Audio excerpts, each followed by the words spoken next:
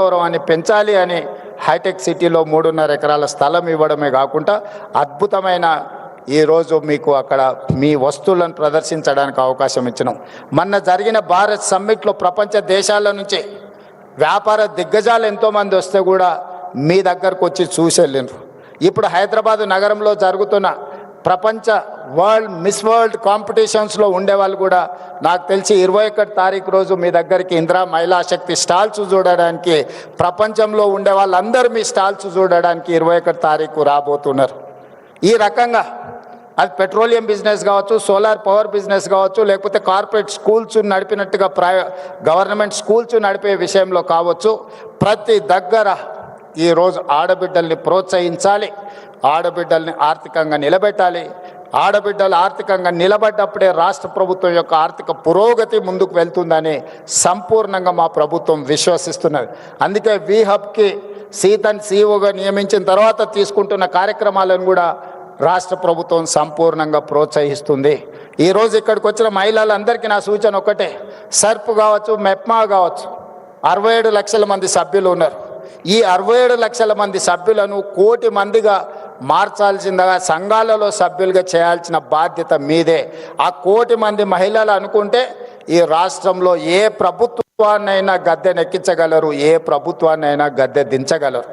మొన్న తెలంగాణ రాష్ట్ర ముఖ్యమంత్రి నేను బాధ్యత చేపట్టినా అంటే 92 లక్షల ఓట్లు వచ్చినాయి.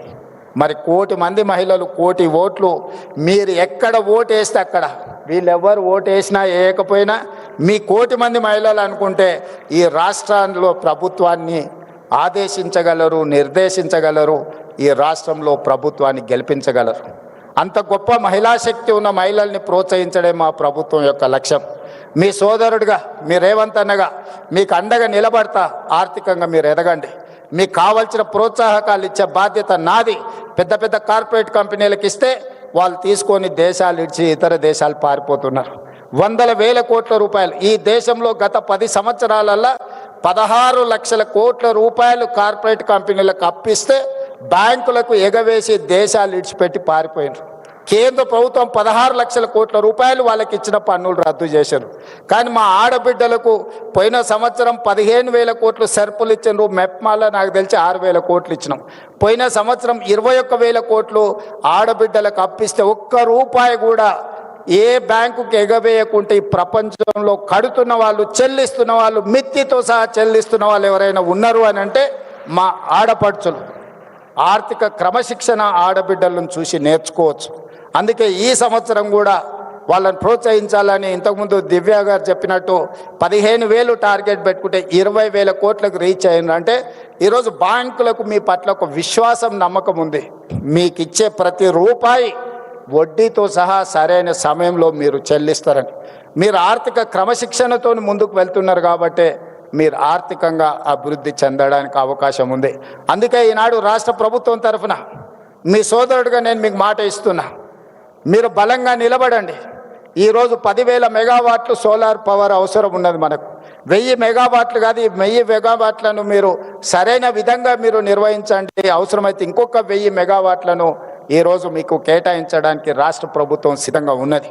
అదేవిధంగా ఆర్టీసీలో 10,000 బస్సులు ఉంటే దాదాపుగా 5,000 బస్సులు ప్రైవేట్ నుంచి మనం ఈరోజు ఎంగేజ్ చేస్తున్నాం. అందులో 1000 బస్సులు మీకు ఇవ్వాలనుకున్నాం. 600 బస్సులకు మీరు ఇప్పుడు ప్రణాళికలు చేసుకున్నారు. 150 బస్సులను పోయిన నెలనే నేను పరేడ్ గ్రౌండ్ దగ్గర ప్రారంభించడం జరిగింది. మీరు ఈ 600 బస్సులను తక్షణమే తెచ్చుకొని ఆర్టీసీకి ఎంగేజ్ చేయండి. ఇంకా భవిష్యత్తులో మీకు అదనంగా కూడా మీకు బిజినెస్ వ్యాపారం ఇచ్చి మిమ్మల్ని ప్రోత్సహించడానికి ప్రభుత్వం సిద్ధంగా ఉంది.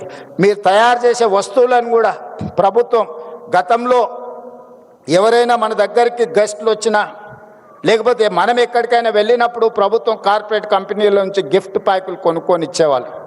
కానీ ఈసారి మొత్తం కంప్లీట్గా మహిళా సంఘాలు తయారు చేసే ఉత్పత్తులనే, హ్యాండ్లూమ్నే ఈరోజు మనం వచ్చే గెస్టులకు గిఫ్టులుగా మనం ఇస్తున్నాం. మేము ప్రధానమంత్రిని కలిసినా కూడా మీ వస్తువులే తీసుకెళ్ళి నేను ఇస్తున్నా.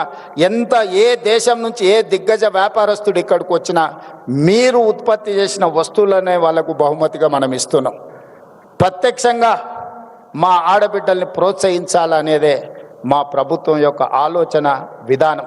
అందుకే ఈరోజు సర్పు వేరే, మెప్మా వేరే ఉంటే రెండింటిని కలిపి మెర్జ్ చేసినాం. ఈరోజు అర్బన్ ప్రాంతాలు అంటే పట్టణ ప్రాంతాలలో చాలామంది మహిళా సంఘాలలో చేరకుంటూ ఉన్నారు. నేను అధికారులకి వేదిక మీద నుంచి ఆదేశాలు ఇస్తున్నా. గ్రామీణ ప్రాంతాలలో చాలా వరకు మహిళలు సంఘాలలో చేరి సంఘం యొక్క అవకాశాలను వినియోగించుకుంటున్నారు. కానీ పట్టణ ప్రాంతాలలో ఇంకా మహిళలు ఈ సంఘాలలో చేరడం లేదు. ప్రత్యేకంగా ఒక స్పెషల్ డ్రైవ్ పెట్టండి. పట్టణ ప్రాంతాలలో ఉన్న మహిళల్ని కూడా సంఘాలలో సభ్యులుగా చేర్చండి.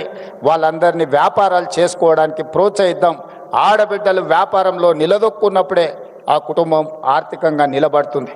అదేవిధంగా ఈరోజు మీరు ఐడెంటిటీ కార్డు మహిళలకు ఇస్తున్నట్టున్నారు, కాకపోతే దాంట్లో డేటాబేస్ ఉన్నట్టు లేదు. అందుకే ఈరోజు నేను ఈ ప్రత్యేక సందర్భంలో ప్రతి ఆడబిడ్డకు ఒక క్యూఆర్ కోడ్ అంటే ఒక యూనిక్ నెంబర్, అది మరి సాంకేతికంగా ఎట్లా అభివృద్ధి చేస్తారో సంజయ్ గారు చూడాలి.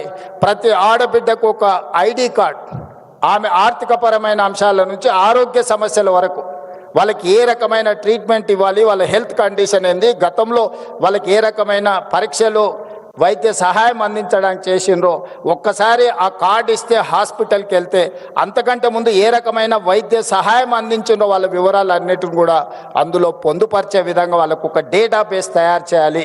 ఈ రాష్ట్రంలో ఉన్న 1 కోటి మంది ఆడబిడ్డల యొక్క సంపాదన వ్యాపారంతో పాటు వాళ్ళ ఆరోగ్య సమస్యలు వాళ్ళకి సంబంధించిన మొత్తం డేటాను కూడా మనం కలెక్ట్ చేస్తే వాళ్ళకి ఎక్కడికి వెళ్ళినా, ఎందుకంటే ఆడపడుచులకు ఒక డాక్టర్ దగ్గరికి వెళ్ళినప్పుడు ఆయన అన్ని పరీక్షలు చేస్తాడు, ఏదో మందులు రాసిస్తాడు, జ్వరం తగ్గగానే ఈ పేపర్లు ఎక్కడనో పోతాయి.